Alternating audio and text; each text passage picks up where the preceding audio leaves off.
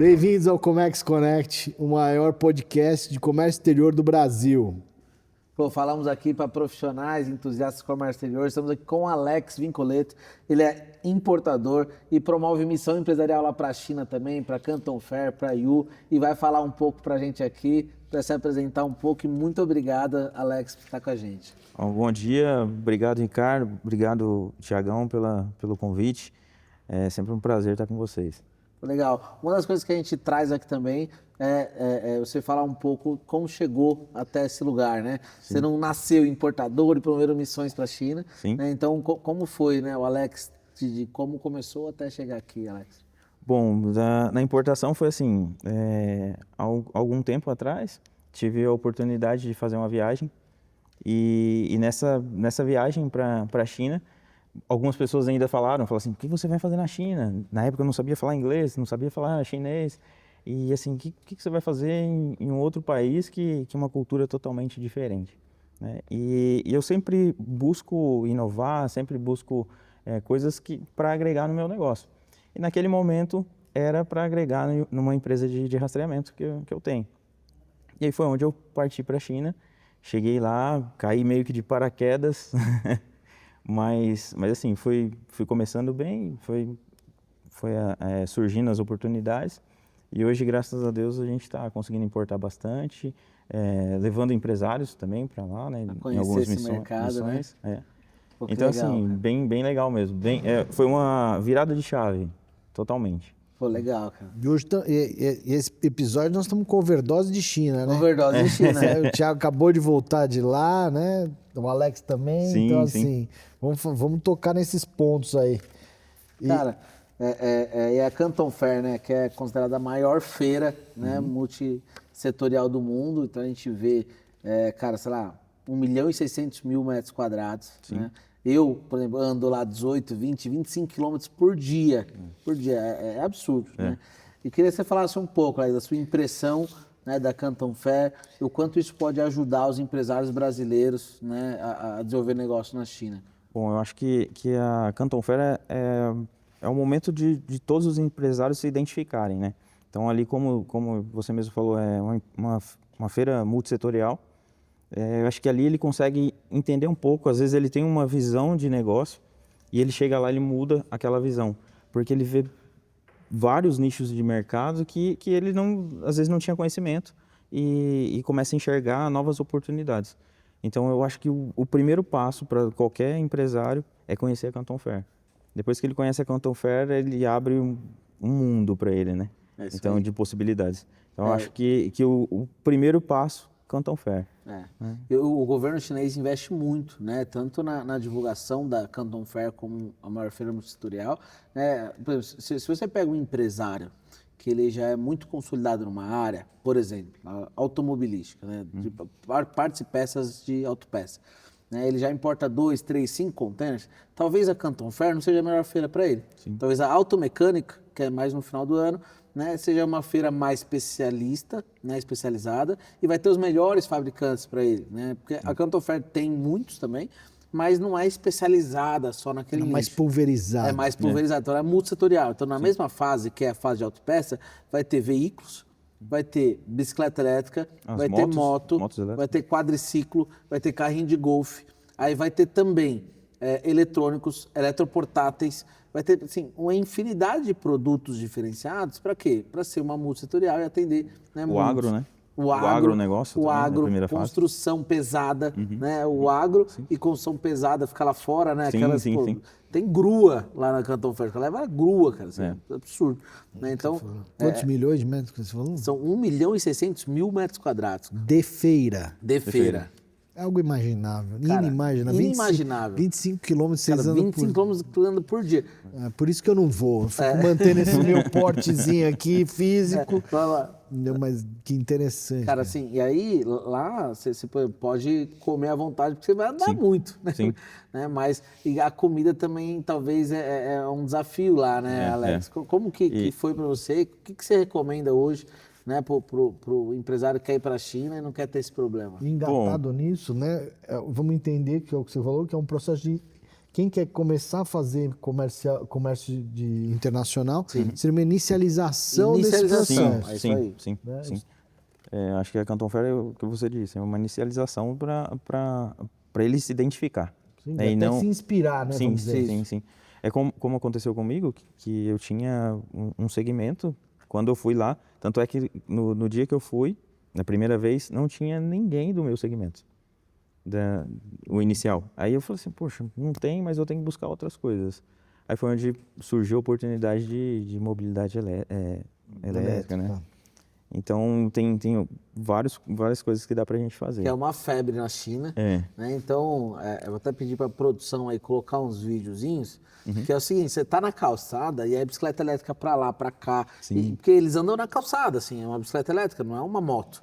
Então, pela legislação, não precisa de placa, não precisa de CNH, e você pode andar em qualquer lugar. Andar na calçada, andar em qualquer lugar lá, na faixa de pedestre. Se você tá na faixa de pedestre esperando abrir o farol, abre o farol, aí vem bicicleta elétrica pra lá, pra cá.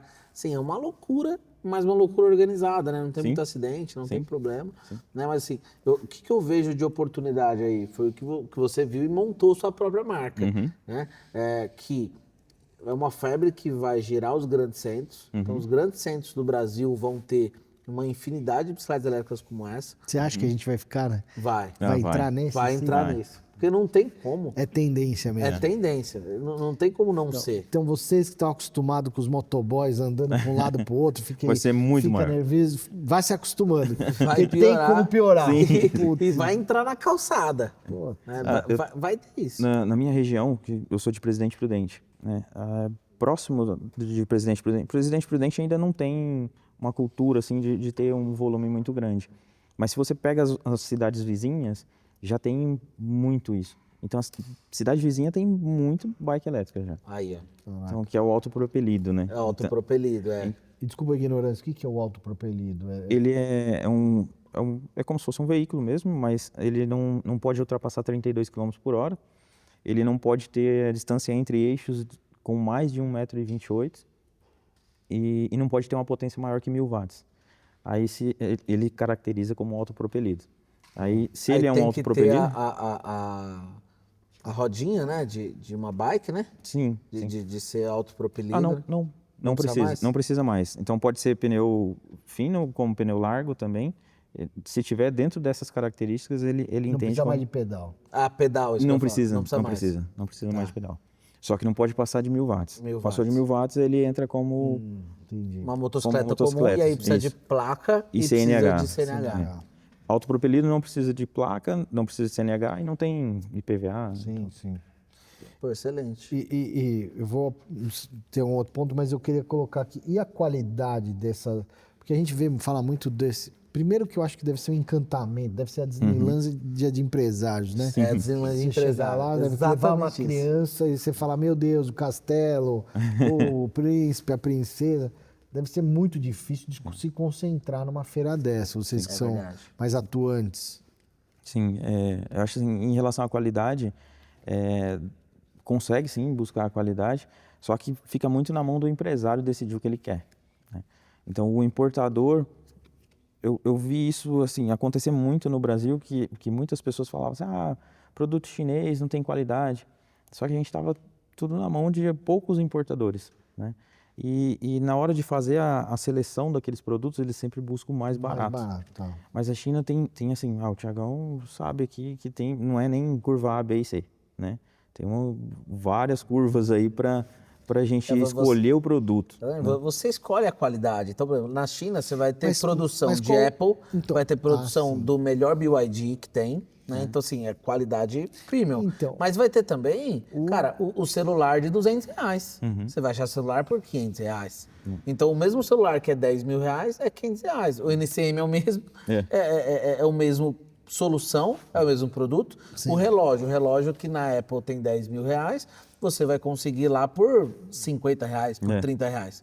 Então, qual é a qualidade? Qualidade do material, qualidade da matéria-prima, qualidade da tecnologia do firmware, né? Mas agora eu vou botar vocês dois na enrascada.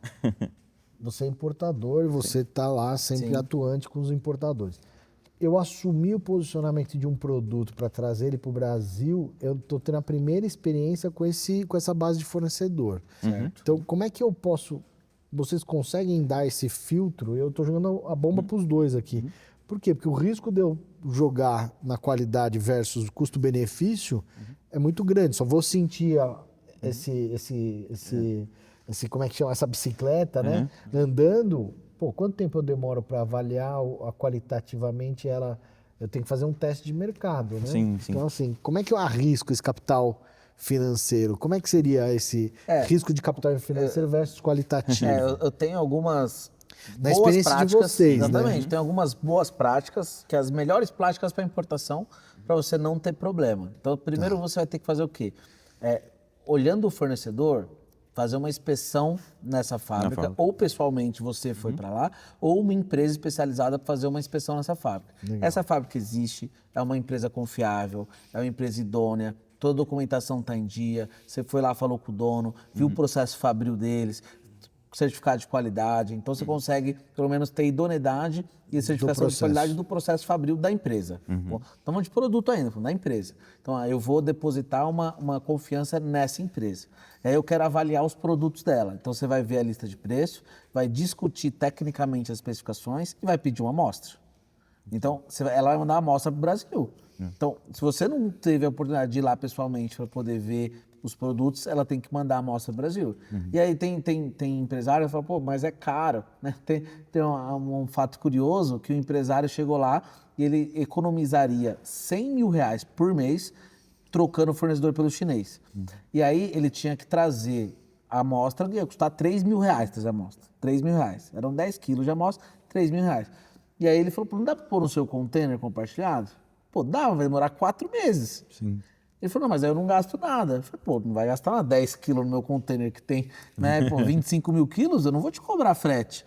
Mas vai demorar 4 meses, não, eu prefiro. Que mentalidade pequena.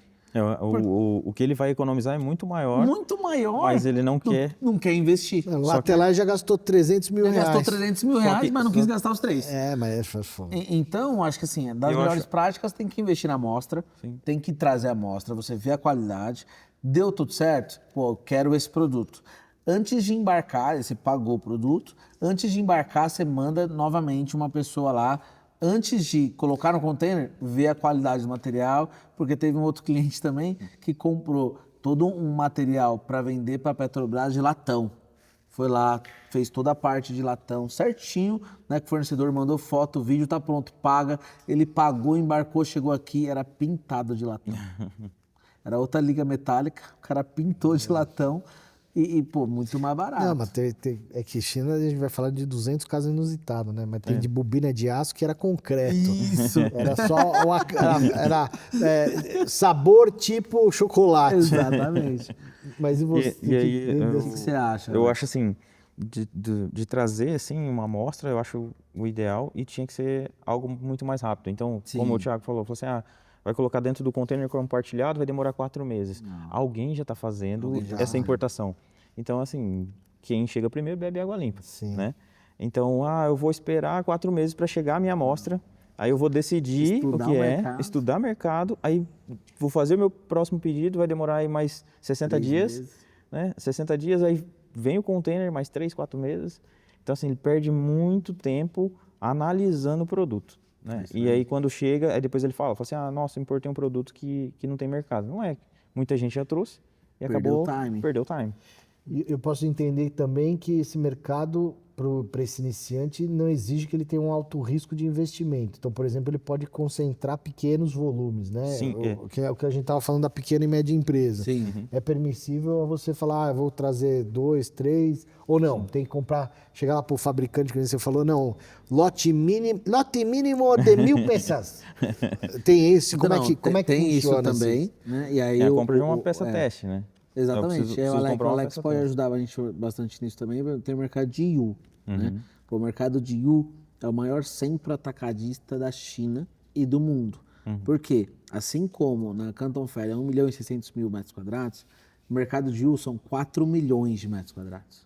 De empresas, estandes né? Só que aí são feira? atacadistas. Ah, Não é só feira. não é feira. Não é feira. Tudo bem, ela é um É ciclo... como se fosse a 25 de março Entendi. aqui. São box, lojas né? da lojas fábrica. de fábrica, né? Alguns Caraca, atacadistas. 4 milhões. 4 milhões. E aí tem todos os segmentos lá. 4 Você milhões paga por de showroom. De showroom. Tá fácil, aí Embi tá tranquilo. Tá tranquilo, tá tranquilo. Tá tranquilo. Só que aí lá você pode comprar a partir de uma caixa. Então lá não é mais tipo de container. Na Canton Fair é muito mais container, é muito mais pedidos mínimos grandes, 1.000, 2.000, 5.000, 10.000 peças. Né? O mercado de hoje é um mercado mais acessível para o pequeno e médio, para ele poder, né, comprar a partir de uma... Então, quero comprar 2, 3 caixas desse produto? Eu posso. 2, 3 caixas de outro produto eu posso, ele consolida, né? E tem empresas que faz isso, a China Fácil, que é uma apoiadora do podcast aqui, é uma dessas, né? Vai ajudar vocês no container compartilhado, né? Então a gente junta tudo isso, consolida e traz. Então dá para fazer isso com pouca quantidade. Só não né? tem o mesmo preço de quem tem poder de compra. Naturalmente. Então, Assim, a escala de preço, né? Sim, Ou seja, sim, lógico que... a China é muito assim em relação à quantidade. Volume. Então, se eu quero comprar uma peça teste, eu tenho que estar disposto a pagar muito mais do que, lógico. às vezes, até o dobro, né? É. Teve alguns casos que a gente chegou a fazer cotação, dá o dobro do valor para uma peça teste. Mas você não vai ter o risco de comprar um container inteiro e não dar certo. Dá-me né? Mas essa peça teste, normalmente, que é a amostra que eles falam, ele abate no pedido normal. Sim. Então, por exemplo, quanto custa uma bicicleta elétrica se você for comprar o container? $100. Vamos chutar aqui, $100. Tá? Aí você fala, eu quero uma amostra. O que o chinês está se protegendo? Do cara varejista que quer comprar uma peça teste, mas na verdade é para ele usar. Então, na verdade, ele faz o seguinte, então eu vou te cobrar $200, né, para você ter uma peça teste. Mas se você fizer o pedido do container, cara, eu abato esse valor do seu pedido. Né? Então, Cara, ele faz a indução. faz a né? indução, né? Então não é um problema, né? Mas é Mas isso. inicialmente ele tem que Ele tem que estar cobrar disposto, um valor tem que estar disposto adicional a pagar. para testar o mercado. Sim, Para testar sim. o mercado. Mas o pequeno e o médio, ele consegue, a partir de uma caixa, a partir de... eu acho que assim, o mínimo aceitável para dar preço na maioria dos produtos é uns $20 mil, $30 mil. De risco, de capital de De giro. risco capital de giro para ele importar. Para ele importar, não com os impostos, Não. né? Não com os impostos. Talvez até com os impostos. Já tive importação de 20 mil, que o cara pagou 10 mil de mercadoria e 10 mil de produto.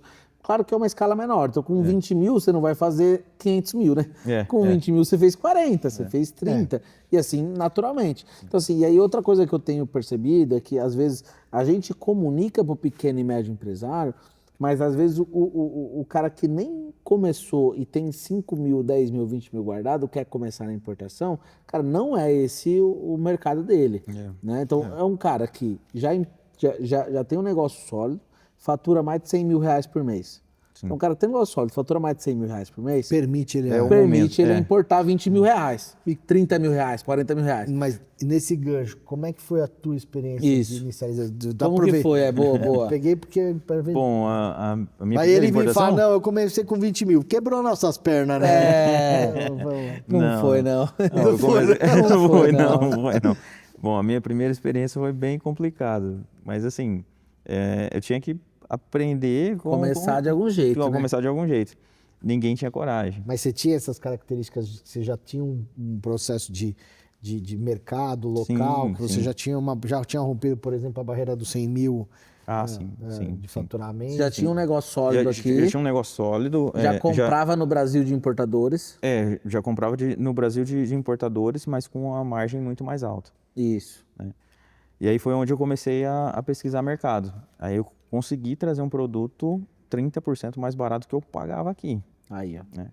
Então aí... Esse é o segredo. Com todos os Com todos os impostos, com tudo. Tudo Então eu tinha um custo do mesmo produto de 30% do que ele era o custo no o Brasil. atacadista te vendia aqui, que o o atacadista- importador te vendia aqui. Tanto é que hoje eu virei atacadista desse produto. Aí, ó. Então eu iniciei para trazer para o meu consumo e no momento eu virei a chave e falei assim, agora eu vou ser o atacadista. Se eu compro com 30%, É isso aí. eu nacionalizo com 30%. É isso aí. Então eu vou Eu consigo vender num preço, um patamar Melhor. de mercado, um pouco melhor. mais baixo do que o meu Concorrente. o meu concorrente e ainda inicio um novo projeto. É isso aí. Agregado a isso, do teu ponto de vista logístico e planejamento financeiro, o que é essencial para essa operação da China? Você falou aí que você já fez a esteira, né? Entre consumidor, você virou distribuidor, Sim. correto? Sim. E dentro desse ponto, o que você sentiu mais de inversão com a cadeia logística e o planejamento financeiro? Porque a partir do momento que você olha para o teu próprio ciclo orgânico, você consegue, estou jogando dentro de casa, então eu estou comprando para o meu próprio consumo. Sim. Bom, agora eu vou implementar mais capital de giro e agora eu vou vender para mercado. Quais foram os riscos aí? O que você destaca dessa problemática logística? Bom, uma coisa que eu recomendo, talvez nesse início, né, não colocar muita energia nesse investimento. Um exemplo, eu vou colocar todo o meu capital nessa importação. Só que o processo de importação é demorado. A gente sabe que tem algumas importações que a gente faz hoje com aéreo, chega no Brasil com 7 dias.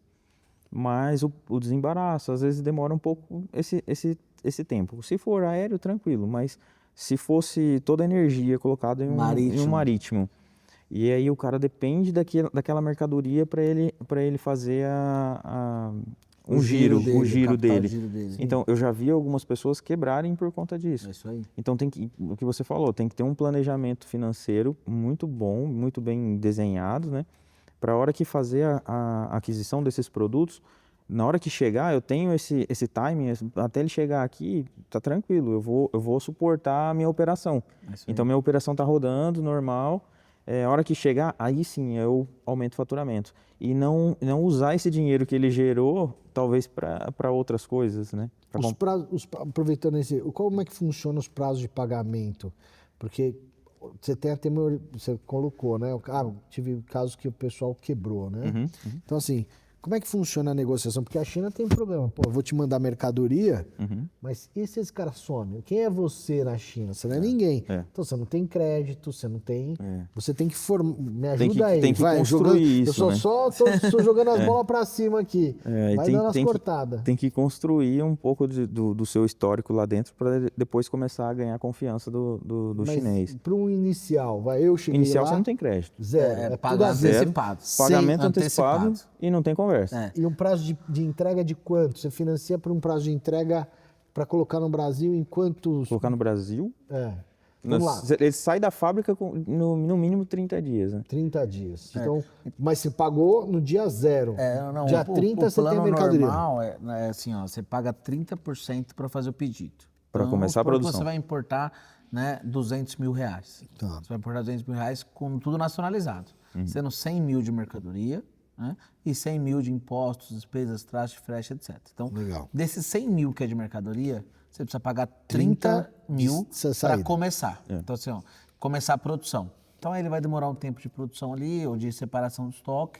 Então, vai demorar 20 dias, que seja. Eu falei 30 dias, assim, de um produto que ele não tem estoque. Que ele não tem estoque. Mas tem produtos que tem estoque. Isso, aí imediato, outros produtos tem estoque. Então, é isso. Então, vai demorar ali uns 20 dias, que seja, para produzir, 30 dias para produzir. Quando chegou no dia 30, antes de embarcar, antes de pedir o container, ele vai pedir para você pagar os outros 70%, que é os 70 mil reais. Ou seja, você não paga, não leva. Não sai da fábrica. Não sai da fábrica. E se o cara perdeu o capital? Perdeu aquele depósito inicial? Não. Aí é questão discutível com a fábrica. Não quero mais. Aí você pede de volta. Aí o cara vai falar, não vou devolver 50%. É negócio. Mas ou me mandem produto. Estou só colocando aqui porque são condições... De novo, nós que vivemos no Brasil, a gente vive num ambiente hostil empresarial. É isso aí. Então, ou seja, muitas vezes o câmbio mudou. Isso. Muito. Me ajuda aí. Muito. Do nada, o câmbio era 5, virou 6. Você fala, eu comercializava isso aqui com preço de competitividade a 100 reais. Virou o câmbio e foi para 500 reais. O mercado não vai aceitar. Aí eu vou lá e intero mais 70% da engordurada que eu já... Aí, ou mudou uma alíquota, que a gente percebeu muito aqui. Né? Nós tivemos uma experiência com a placa solar. Tomou um aumento de alíquota de quê? 20? De 9 para 25%? Não, de 0 para 25%. 0 para 25%. Então, ou seja, você já não consegue cumprir os contratos que você tem. Exatamente. E aí você entra dentro de uma bola de neve financeira. Exatamente. Desse ciclo. Então, valeu a pergunta. Ou seja, vale muito a pergunta. Na expertise de vocês... Existe o recuo de negociação, a China entende esse ciclo. Uma flexibilidade, sem dúvida, mas ele no papel de indústria e tá vendendo produto, ele vai falar, não vou te devolver nada, vou te dar em produto. Não é assim tão fácil, né? Não é assim tão simples, né? Eu vou desistir da compra e me devolve o dinheiro 100%. Não, o cara já usou vai ser dinheiro, resistente. ele já produziu, até ele vender aquilo. Como é que fala não em chinês? Vocês sabem, né? Só tomaram sim até agora. Não sabem falar Nunca tomamos não. Tá vendo? Não. É bu. Legal. Mas esses são os percalços, né? Aí, só voltando no que vocês falaram. Ó, deu um dedo, estamos deixando o homem falar. Estamos falando muito. Em relação à mudança de câmbio, na importação que eu fiz no meu container, eu comprei ele o dólar a 5,44. Quando eu fui nacionalizar, estava 6,16. Meu Deus. Foi naquele pico. Deixa eu te dar uma dica. Entreposto aduaneiro. Entreposto aduaneiro, excelente. Ó, pessoal, vocês estão vendo aqui, ó, entreposto. Hashtag, ó, fica a dica. Mas volta lá. E aí, você pagou, você realizou? Eu tive que realizar, deu uma diferença gigante num container, né? Quando a gente fala de pouco volume, é até tranquilo, mas aí pega um volume muito grande. Olha que legal, né? Um pouco do que o Ricardo trouxe na brincadeira, mas é realmente uma grande ferramenta para o importador, né? O entrepôt, onde você trouxe um container. Em quanto tempo você vende esse container, Alex? Um container, acredito que 4, 5 meses. 4, 5 meses você vende o container, certo? Imagina se você deixa ele aqui, entrepostado no Agisbeck, você não paga nenhum imposto, e aí mês a mês você tira 20% do container. Nossa, e só paga o imposto no câmbio daquele, então vamos supor, você vai pagar o câmbio de 6,16, cara, só em 20%. O outro já reduziu para 5,60. Aí você vai pagar o câmbio em 5,60, não teve que pagar o imposto, não teve que se descapitalizar, né? E você deixou a carga aqui entrepostada e aí você vai tirando à medida que você precisa.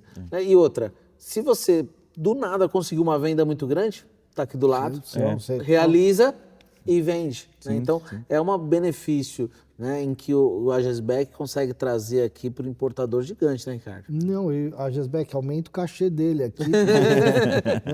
Tava meu garoto propaganda. Mas é um pouco disso que o mercado às vezes omite, são as derrotas de percurso que ficam quietas aos derrotados do processo e que, em tese, se de alguma forma tivessem tido a visibilidade, estariam hoje operando a mercado e infelizmente, você testemunhou aí de um ciclo que se assim, perdeu. Né? Poderia vender até muito mais.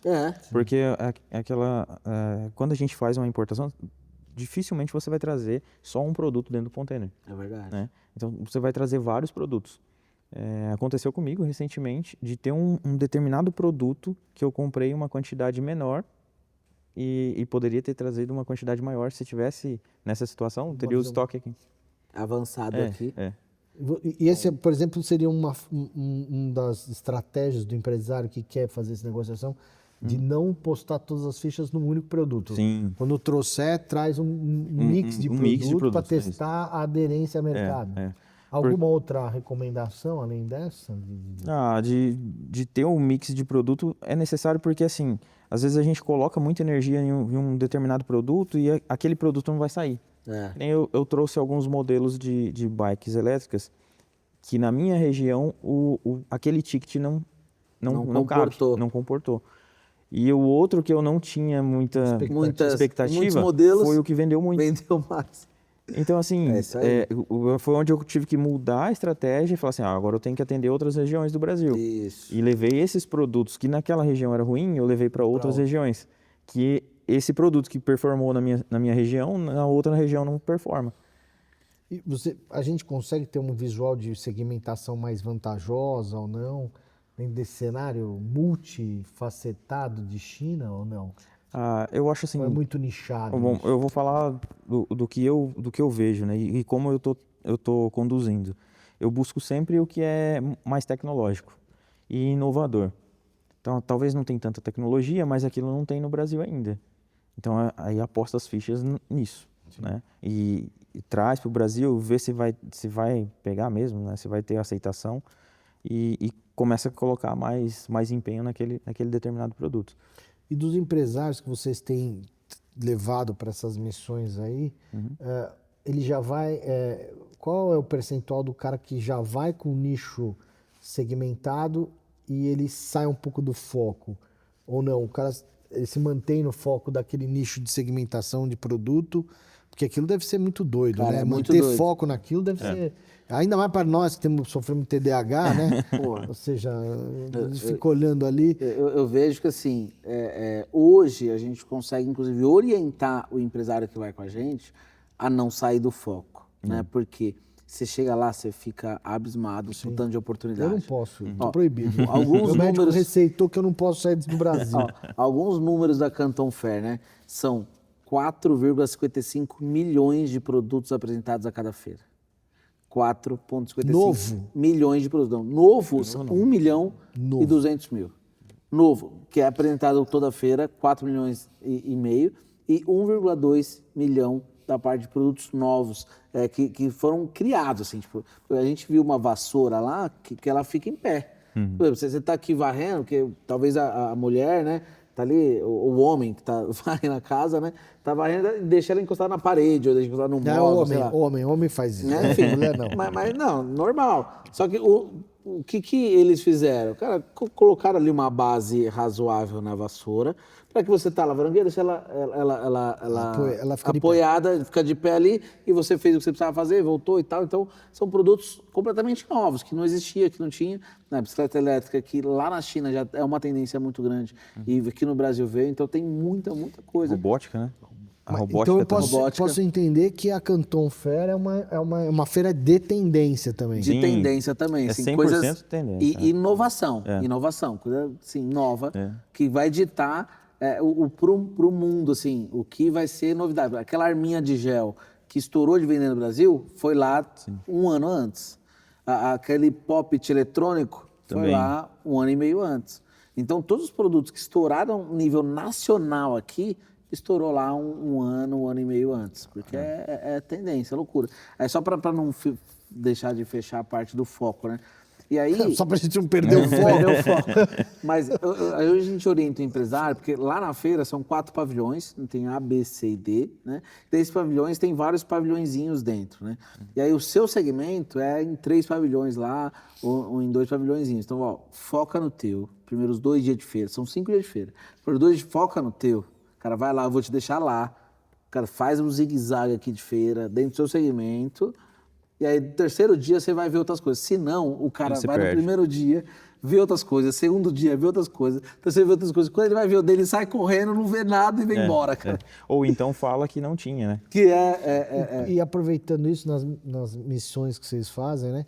Qual o tempo médio? Porque se você me acabou de colocar, né? São 5 dias de feira.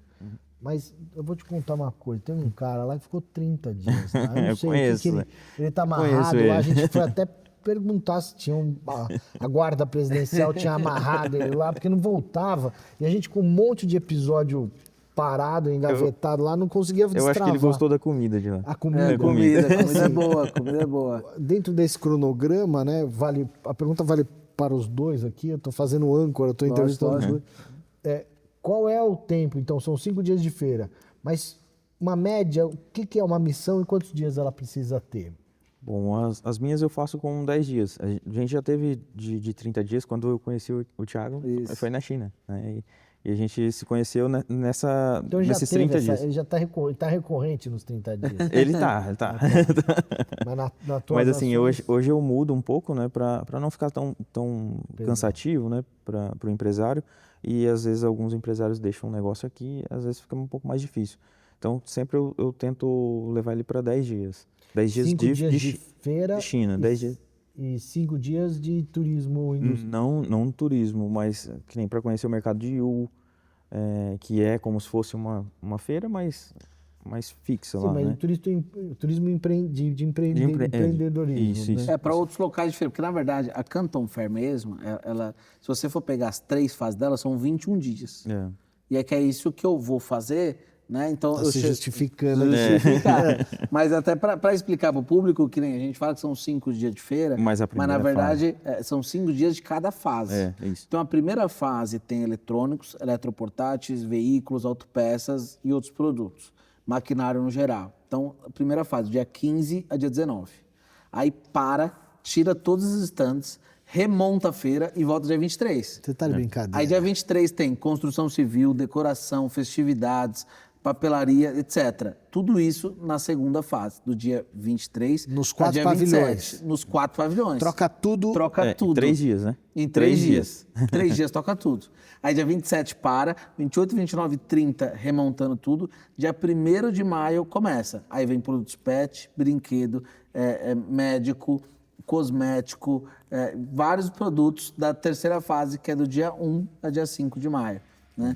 Então, cada empresário vai buscar a sua fase. E fora isso, aí depois ele tem a fase de visitar. Visitar a IU, né, que é um visitar grande as mercado. fábricas também. Visitar as fábricas. Se ele se empolgou e foi que Não, nem... e precisa, na verdade, precisa visitar as fábricas. Até para fazer... É difícil manter foco, hein? É difícil, cara. Até para fazer o teste de qualidade do produto. Né? Conhece a fábrica, eu conheço a produção daquele determinado produto, ali já dá para ter uma visão do que é aquela empresa. Conhecer se a empresa é fábrica ou é trade, né?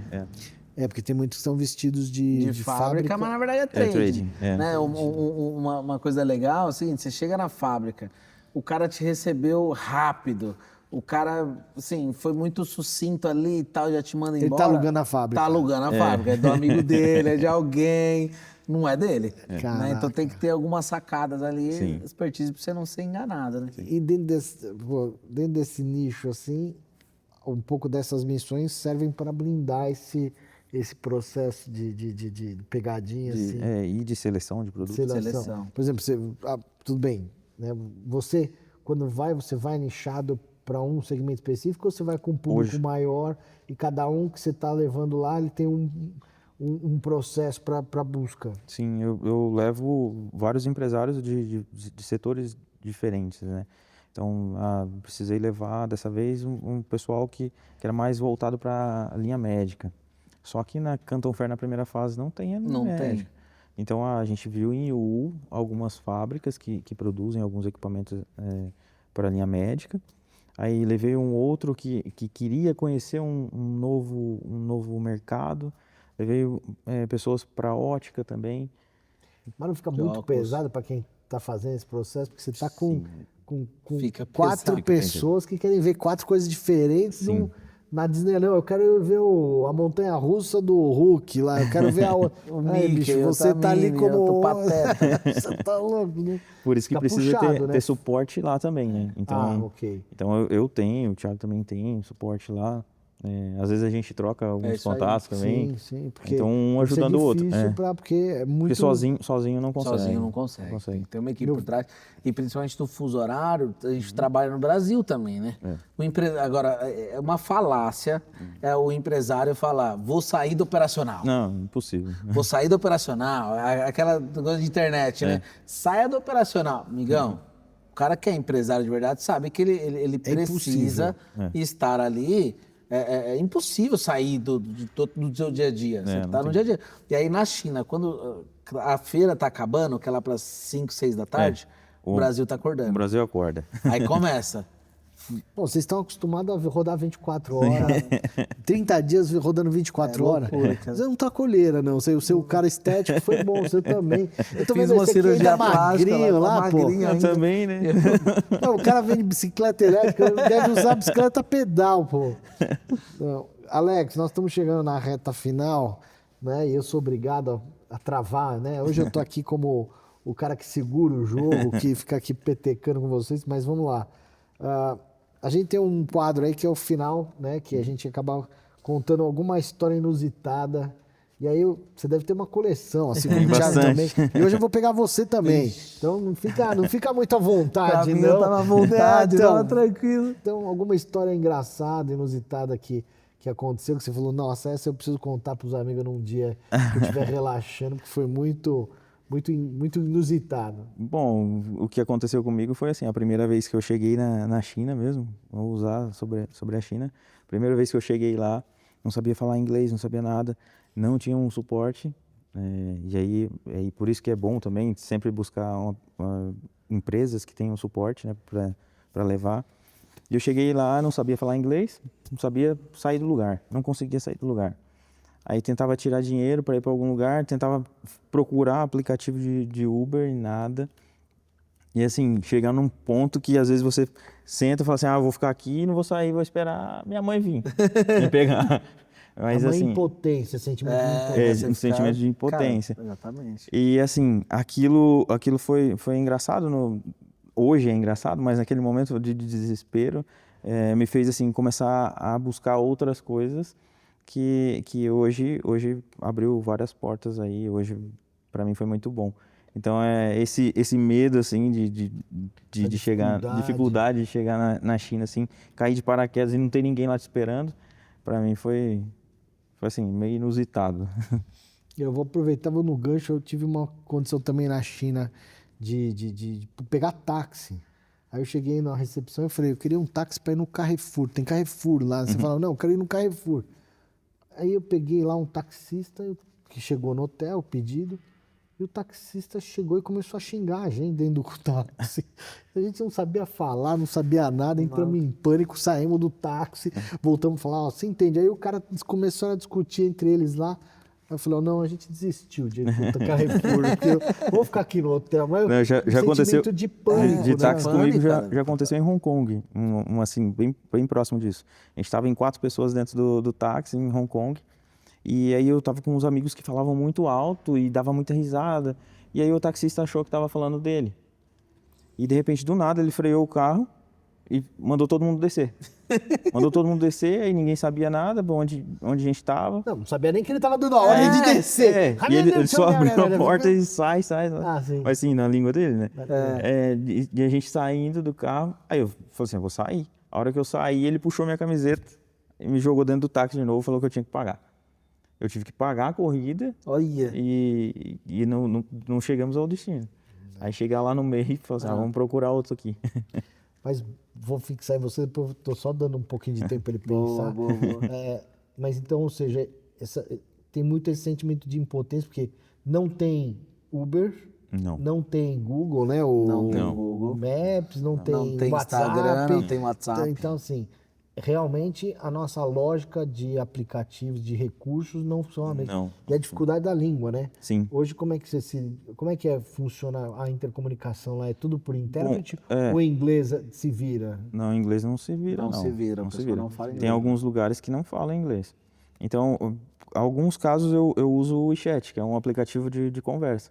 Então, adiciono a pessoa no WeChat e às vezes a gente tá junto aqui, a pessoa não fala inglês, eu estou falando com ele no WeChat.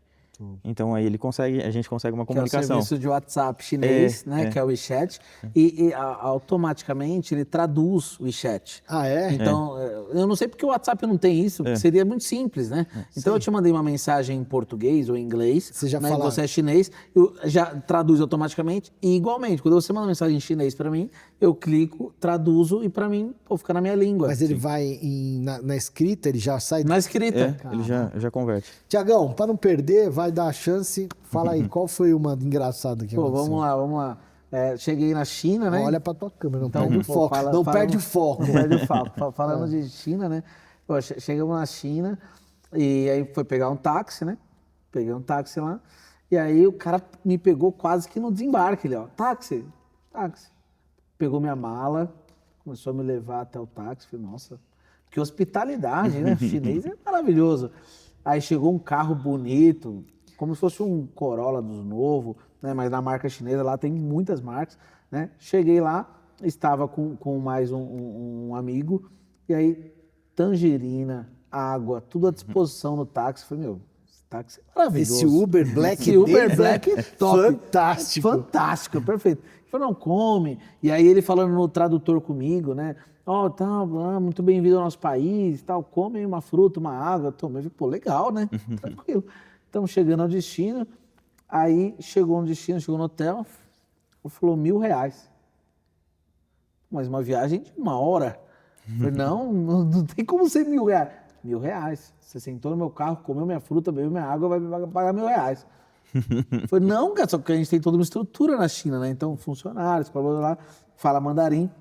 E aí chegou lá o rapaz, ele falou, como fala mandarim, vou chamar a polícia e tal. Aí que ele veio, vamos usar outra estratégia. Pagamos R$1.000 por aplicativo, tirou foto do cara e foto da placa. E não, pelo amor de Deus, você vai me denunciar, avó. Não, você vai perder minha licença. vai perder a licença. Aí ele devolveu os R$1.000 pra gente. Ficou de graça a corrida. Olha só. Pô, mas lá acontece muito isso. Os caras querem se aproveitar do brasileiro, pô. O brasileiro também não. Legal, né? Os brazuca não caem assim tão fácil. Os brazuca não caem assim tão fácil. Tô acostumado com o europeu, o americano indo pra lá. Mas, cara, assim, ó, a China tem que tomar cuidado, cara. Tem que tomar cuidado. E essa é a universalidade do mundo, né? Ou seja, até uma redundância, mas gente boa e gente ruim vai ter em todo lugar. Não quer dizer que então, um empresário mais sério ou um fornecedor seja mais sério. Você tem que estar calçado nos processos. E tem que tomar cuidado, assim, a dica que fica é, cara, vai pra China com alguém, cara. Não vai sozinho, não vai, porque você vai tomar problema. Pô. Teve outras várias histórias dessas, pô, de clientes lá, cliente que tentou ir para Hong Kong de carro, né, porque é perto, assim, como se fosse o Brasil-Paraguai, né? Sim. E tinha acabado a passagem de trem-bala, foi de carro. Chegou na fronteira, o taxista falou, pô, chegou, parabéns. Não, eu tô olhando aqui, você tem que atravessar a fronteira. Não, tá aqui teu dinheiro, não atravesso e tchau, desce. Cara, é cheio de problema. Porque atravessar a fronteira para Hong Kong é bem diferente, né? Aí tem que ter um carro específico, placa específica. Passar em raio-x. Bom, Thiago, a produção já tá, agora faz a nossa saída. Pô, então, eu queria agradecer novamente o Alex aqui por estar com a gente. Obrigado por aceitar nosso convite, falar muito de China. Se você puder deixar as palavras finais, um pouquinho a gente caminhando para o final, Alex. Bom, Thiagão, eu queria agradecer você, o Ricardo, conhecer também a estrutura do Ricardo. A sua, não tem nem o que falar, a gente já trabalha juntos em algumas operações. E queria agradecer a oportunidade do podcast também. E é uma honra estar aqui com vocês. Fala um pouquinho das tuas empresas, quais são? Bom, hoje eu tenho a LCA Importação, tenho também a A3 Rastreadores, a Mobi, Mobilidade Ecológica, que é de bikes elétricas. Tenho a LCA Atacado, que a gente vende rastreadores no atacado. E tem uma outra empresa que é a Top Trace, que é de desenvolvimento de softwares. Legal. Agradecer a todos vocês que estão aqui com a gente. Né? Foi um episódio falando muito de China. Então, se você, né, tiver alguma dúvida, né, quiser importar ou quiser ir para a China, chama a China Fácil, né, que é um dos apoiadores aqui do podcast. Temos o Grupo Martins também como apoiador, o Agersbeck, precisa de entreposto aduaneiro, falamos muito disso nesse canal também. Pode, né, seguir a gente nas redes sociais, no Instagram, né, no TikTok, em todas as redes sociais aqui no YouTube. Clica no sininho para você ficar atento a cada vídeo nosso e até mais e até já.